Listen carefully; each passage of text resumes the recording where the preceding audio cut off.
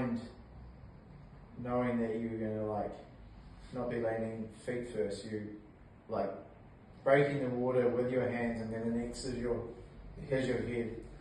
Yeah, I think the amount of jumping I did prior to it, I was pretty confident in my ability. It was probably because my previous PR was 28, yeah, and I wanted to do a 30. That's all. I wanted to do, like 30 club is a pretty like pronounced,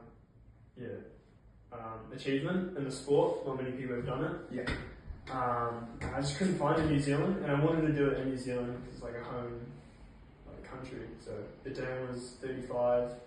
I'd say it was actually 36 and a half, but I took away some of the measurement to make it official. Ah, okay. It was probably a little bit more. Yeah. But yeah, I was nervous. Oh, I would have been too. I think I scouted it out 3 times prior. Yeah. Said I wasn't going to jump it. And then the day before I actually jumped it, I was like, Jess was in the car, I was nearly about to cry thinking about it. Because like, I'm not too worried about myself, but like how it affects other people. Yeah, for sure. Probably the bigger one. Especially like my brother, like he doesn't want me to go high. And like, just hearing that is always in the back of my head. Yeah. And I'm assuming stuff like that's in the back of your head when you're going that fast. Oh, for sure. Yeah. Yeah, it's the consequences. Especially with like hardline, because when's hardline? July.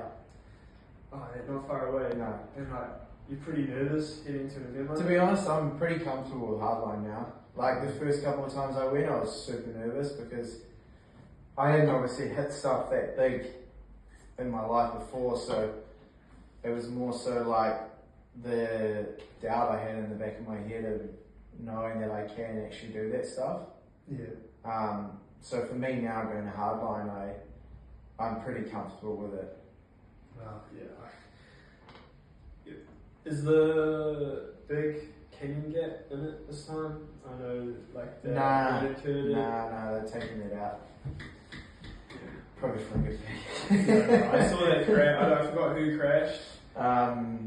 Jimbo Monroe. That was huge. That was scary. Oh man, like how far the drop is. Yeah, it's amazing. It's like 100 foot to like a creek. Yeah, that is 30 meters, 100 foot. Yeah, 30 meters. That's crazy. But yeah, some of those jumps, like in the lily pad, I don't know how you guys pop off at so much speed. It's that's probably like the easiest one for the you guys. easiest, yeah. Yeah. And it sets you up perfect for those 90s, the big jumps after. Yeah. Like come off that maybe 3 or 4 pedal strokes and then off. And wind, like affects it. Yeah, wind definitely affects, because I think like when there's wind there, it's like crosswind, and obviously being so high in the air and how fast your wheels are spinning, it's sort of, I don't know, the wind can kind of, I mean like, I feel the faster your wheels go, the less the wind affects it, but like with the gusts that come through there, I definitely noticed a couple of times I jumped it, I got blown a little bit. Not too bad, but yeah, they kind of shut it down pretty quickly when there's quite a bit of wind through there, because it's got a couple of wind stops, so you can kind of see like what's going on, and like if it's sort of like sitting on like just sort of draping down but a bit of wind, it's not too bad. But if it's like up here, Yeah. you definitely don't want to be going over those. Have you ever had a crash at hardline? I mean, like on the technical sections. Oh really? Yeah, it's like where like most people crash. Just not thinking about it, or just, you know, mistakes. But I think like the features, not many people crash on it. Yeah. Like for me, like for example, this year in Tassie, like I crashed right into the track. I didn't even crash on the track. Oh, I heard someone else did that as well, like crashing in a puddle or something. Yeah. Like of all places to crash, you're riding like the most gnarliest track in the world, and you crash on the most easiest part of getting to the track. I find the same with my jumping, actually. Like sometimes, like I've hit 2 other like 30 plus jumps other than the dam, and they didn't hurt at all. But then, like the one in Bali last week, hurt quite a bit. And Yeah. it's only 20. Yeah, I guess it depends how you have the water, right? Yeah, I find it's how scared I am. Oh, Because okay. adrenaline takes away kind of the